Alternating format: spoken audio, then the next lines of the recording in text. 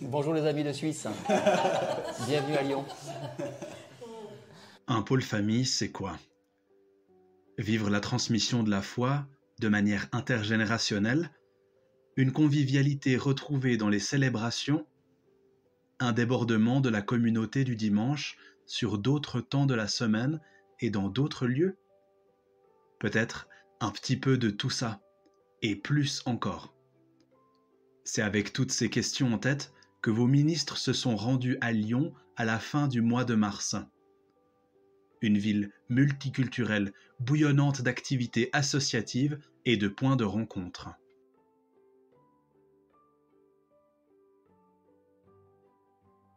Nous avons rencontré Sylvain Guiton, pasteur dans l'Église libre.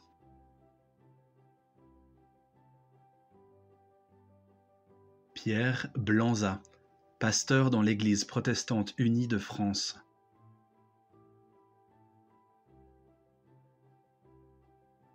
Le père Xavier Grillon et Caroline Legalic, de la paroisse de Sainte-Blandine, aussi appelée Église Lyon-Centre.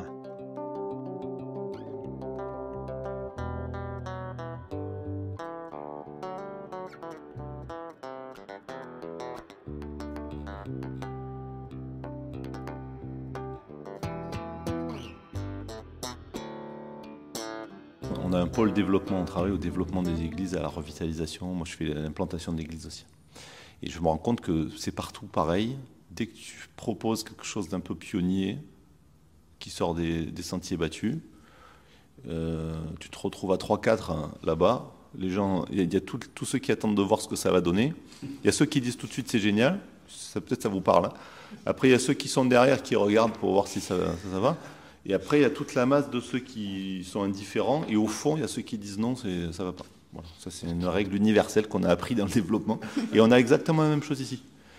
C'est-à-dire que l'Église participe financièrement pour soutenir pour payer l'électricité, etc. Je pense que les gens sont contents de dire que dans leur Église, il y a un lieu comme ça. Donc, il n'y a pas d'opposition ouverte, mais c'est l'indifférence. Majoritairement, la plupart des gens ne sont jamais venus ici. Ils sont d'accord, mais ils ne viennent pas. Donc l'adhésion, je ne sais pas si elle y est vraiment, quoi. Et c'était aussi ça un des facteurs d'usure pour l'équipe, de se dire finalement, on est tout seul, quoi. En t'écoutant, je me dis qu'on a surtout peut-être à partager nos échecs pour vous éviter de faire les mêmes erreurs que nous plutôt que nos réussites. Mais c'est toujours intéressant. Ici, c'est vraiment un labo, depuis le début. Alors, les fruits ont été très, très notables pour l'Église elle-même, parce que ça fait une espèce de mise à distance, et on a questionné en venant ici, qu'est-ce que c'est une Église, quelque part. C'est-à-dire, il y a eu des réactions assez diverses au départ, surtout, mais c'est loin de l'Église, c'est pas l'Église, parce que c'est pas le bâtiment, quoi.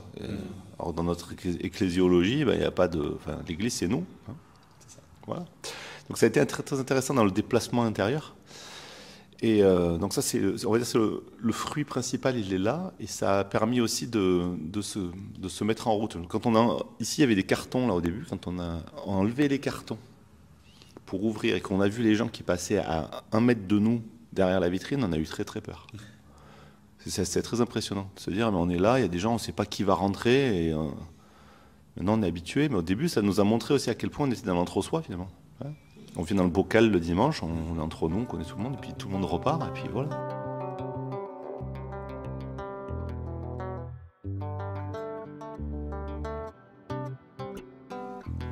On a un système son aussi qui est très performant. Alors on a mis le paquet sur certaines choses. Gros investissements sur le système son. Il y a un investissement sur les instruments de musique, le système son. On a aussi décidé de mettre des chaises confortables, de mettre de la moquette par terre, parce qu'on a aussi de plus en plus des assemblées nombreuses. Donc c'est bien plus agréable d'être assis par terre sur une moquette que sur de la pierre. Voilà, donc tout ça s'est fait petit à petit, mais en s'inspirant aussi de ce qui se fait chez les autres, et notamment Xavier est parti chez Saddleback. Moi, je suis allé beaucoup avec, par exemple, David Grea. Moi, je suis allé à HTB à Londres. Et il y a des choses comme ça qu'on a dit, et on s'est dit, bah oui, mais ça c'est une super idée, ça. Et c'était facile le staff accueil, c'est venu comme ça. Hein. HTB. Holy Trinity Brompton. C'est une église anglicane à Londres, qui est dont l'église principale se trouve sur Brompton Road. C'est pour ça que c'est HTB, Holy Trinity Brompton. Et c'est eux qui ont démarré il y a 40 ans le parcours Alpha. Ils sont à l'origine du parcours Alpha.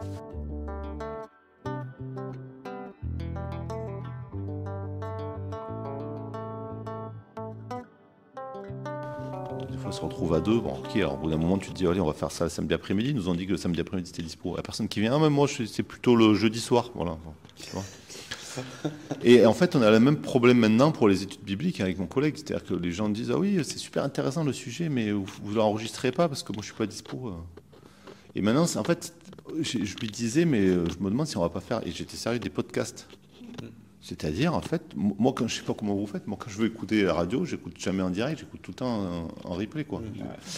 Quelque part, c'est-à-dire, tu dois proposer des contenus, mais les gens ont l'habitude de le faire quand c'est dans leur temps à eux et pas dans ton temps à toi. Et c'est comme ça pour tout. Tout le monde leur propose ça, c'est Netflix. Pour tout le monde. Et du coup, nous, on arrive, on essaye de les amener dans notre temporalité, dans notre endroit à nous. Et j'ai l'impression que c'est de plus en plus difficile. Donc, sur tout ce qui est problématique familiale, c'est comme ça. Alors, ce qu'on a fait, c'est qu'on a laissé tomber la causerie. Et on a fait des trucs à l'église, pour les parents, par exemple. On a fait aussi tout un travail, alors c'est un peu en lien avec le sujet, même si c'est un peu spécifique sur la prévention des abus sexuels. Et là, il y avait plus de monde. Parce que c'était ponctuel à l'église, c'était un peu plus, on va à l'église, il y a une réunion à l'église, on y va à la causerie, c'est un peu compliqué, ça. Je suis jamais allé, c'est bizarre. Mais là aussi, quelque part, on est en train de se dire, finalement, est-ce que le meilleur canal, c'est pas ces petits groupes de proximité? Parce que là, quand il y a des contacts, des questions, c'est souvent des paroissiens engagés qui nous disent, ben moi, je discute avec mon voisin, il est en plein divorce, et je l'écoute, et du coup, ben, il a des questions, et je ne sais pas quoi faire. Et là, à ce moment-là, on aide, ou on met en contact, tu vois. Mais on ne le fait plus en tant qu'institution, on le fait en tant que corps. Il me semble qu'il y a quelque chose de plus... Mais c'est plus exigeant. Et puis c'est un travail de fourmi. Tu vois. Et c'est, du coup, on est vraiment là, je reviens toujours là-dessus. Bah oui, bon, les familles sont éclatées, les couples sont en souffrance, il y a des problèmes d'éducation, toutes les questions sont là, mais les gens ne viennent pas dans les églises pour chercher des réponses. Par contre, ils vont parler de ça avec leurs amis ou leurs collègues quand il y a une oreille. Là, depuis tout à l'heure, je me dis, est-ce qu'il faut, je ne sais pas, c'est pour nous la question, on réfléchit ensemble. Est-ce qu'il ne faut pas qu'on devienne plutôt une église qui écoute qu'une église qui parle? C'est une question que je suis en train de me poser là. Parce qu'on essaie de dire des trucs aux gens, venez, écoutez-nous, on a des trucs à vous proposer, mais en fait, ils ne viennent pas. Par contre, ils ont besoin d'être écoutés. Les membres et sympathisants donnent, voilà. Et vous faites avec, comme ça? Et on fait avec. Il n'y a pas 10%, 5%, non. 3%? Voilà. En plus, voilà, alors on est en une culture aussi hyper pudique là-dessus, pas trop à l'aise. Mais en fait, c'est plus d'essayer d'expliquer. Bon, il y a la collecte le dimanche, bon, c'est un peu le truc. Okay. Mais bon, elle fait partie du fond, hein, ouais. Du régulier. Mais la plupart du temps, on a des gens qui sont très généreux, mais on s'aperçoit, même je vois dans l'implantation d'église, on s'aperçoit que les gens donnent quand il y a des projets et qu'il y a du sens. Et comme là, c'est ce qui s'est passé. Les gens viennent et ils se disent, je me sens bien dans cette paroisse et j'aime ce qui s'y passe et j'ai envie qu'on fasse ensemble. C'est vraiment associatif, quoi. C'est vraiment exactement comme le club de tennis qui veut acheter un nouveau court. Les gens ils vont dire, ouais, c'est génial, allez, on fait un effort financier, quoi. C'est comme ça que ça se passe.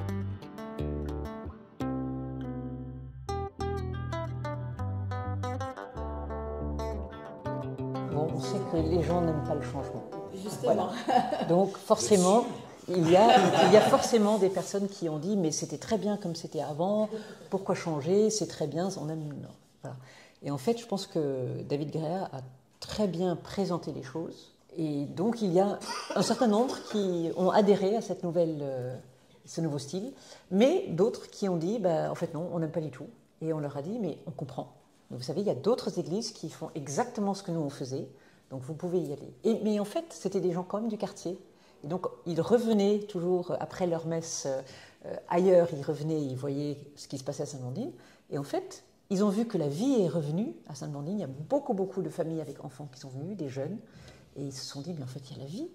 Il y a plein de vie qui est revenue. Donc, on en a perdu finalement très peu. On en a qui sont revenus. Moi, je vois bien. Donc, moi, je suis arrivé 5 ans après les débuts de la paroisse ici. Hein. Je n'ai pas fait les débuts, donc je n'ai pas connu cette période où des gens sont partis. On m'a raconté un peu. Et donc, arrivant avec un nouveau visage, j'ai repris contact avec ces personnes-là et on a pris soin de ces personnes.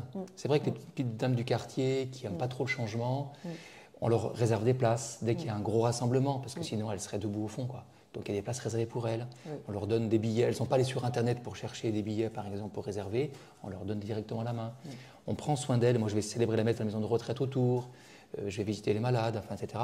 Et du coup, j'ai noué une relation avec cette population-là, un peu plus âgée. Et du coup, maintenant, le courant passe très bien. Et ces gens, elles apprécient, elles viennent à la messe aussi avec nous, elles tapent des mains, et puis elles apprécient cette jeunesse. Donc là, on a refait le lien avec ces générations.